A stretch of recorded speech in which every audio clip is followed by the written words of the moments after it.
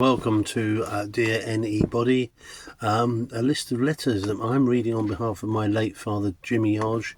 I'm his son Kevin, and Jimmy wrote these letters sort of to himself really in 1999 as a prelude to the millennium at the end of the year. Now, Jimmy sadly passed away, as I think I said 2 or 3 years ago, and never got these published officially, so to speak, but I thought I would just try and read some out over the year if I can stick with it, and I hope you are. If you're sticking with me, thanks very much. We've got to the 14th of June today. Slight eclectic mix of things that Jimmy picked out from the day.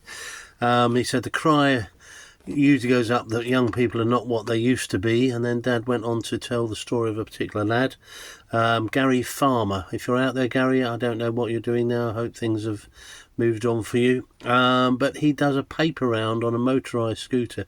The guy's only got one leg, lost it in an accident, and refused to sort of just sit down and do nothing, and is saving up for a CD player, and so delivers papers. And he got a sort of the National Federation of Retail Newsagents gave him an award for his his efforts and his stoicism, really.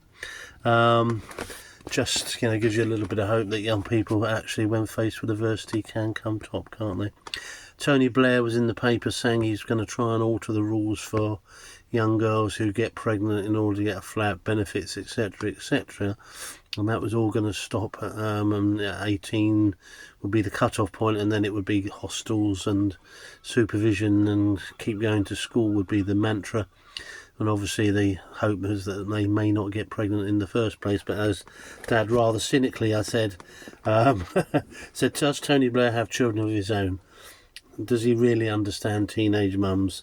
If they can't get a flat, then chances are they'll stay with their mums rather than go into a hostel. And these mums will care for the grandchild and hand over cash so that their daughter can go clubbing. And she'll be able to bring her current boyfriend, the one that she met first time 2 hours ago, and he can stay the night, and she can get pregnant again. Bit of a cynical view, but I guess there is some maybe truth in that. Not sure it's quite the same now, but yeah, difficult. Kosovo crisis continued. Sadly, 4 German journalists were shot dead by Serbs within the province. Now, there are all sorts of things you can do, but shooting journalists was definitely not one of them. And Albanians were,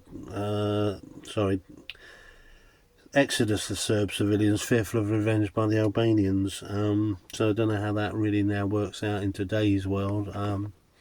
But I know it's a bit difficult all round there. The PS. Dad said there was a time when most folk could solve their own problems, but times are a-changing, he said. In America, there are 800 self-help groups, including, wait for it, one for men who can't use public lavatories.